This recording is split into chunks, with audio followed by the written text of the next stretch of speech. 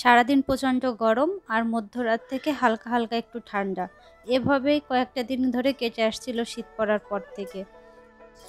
কিন্তু কাল রাত থেকে ঠান্ডাটা বেশ জাঁকিয়ে বসেছে।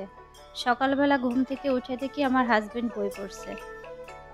আমি ওঠার পর বলল, শোনো, যে কাজেই যাও না কেন আগে আমাকে কড়া করে এক কাপ চা করে দাও তো। তো আমি বললাম ঠিক আছে, তাহলে আমারও এক কাপ চা খাওয়া হবে। যেই কথা সেই কাজ, বাসি কাজ একটু সেরে পোশাকটা পাল্টে তারপর চলে গেলাম রান্নাঘরে।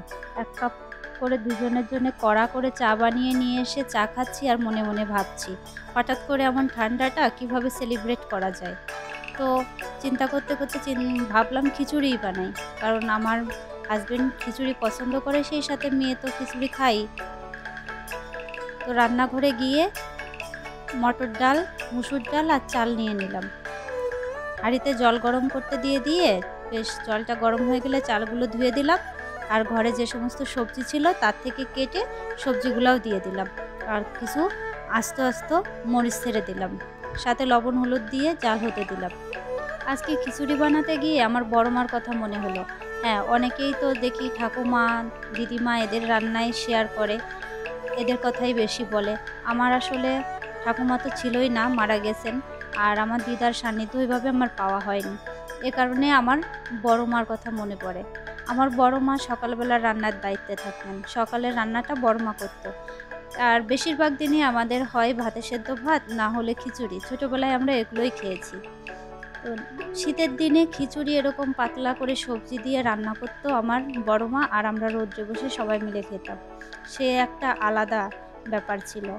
তো যদিও আমি রান্নায় পেঁয়াজ রসুন ব্যবহার করেছি, আমার বড় মা কখনো করতো না, কারণ বাড়িতে সবাই পেঁয়াজ রসুন খেত না।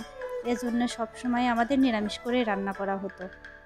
তো আমি খিচুড়ির সাথে আজকে আবার করেছি বেগুনি আর বকফুলের বড়া। এই দিয়েই হবে আজকে সকালের খাবারটা আমাদের। এত কথা বলতে বলতে আবার আপনাদেরকে স্মরণ করিয়ে দিই, বা অনুরোধও বলতে পারেন, আমার রান্নার ভিডিও বা আমার সব ধরনের ভিডিও যদি আপনাদের কাছে ভালো লেগে থাকে তাহলে প্লিজ লাইক কমেন্টস করবেন, শেয়ার করবেন, সেই সাথে সাবস্ক্রাইব করে আমার পাশে থাকবেন।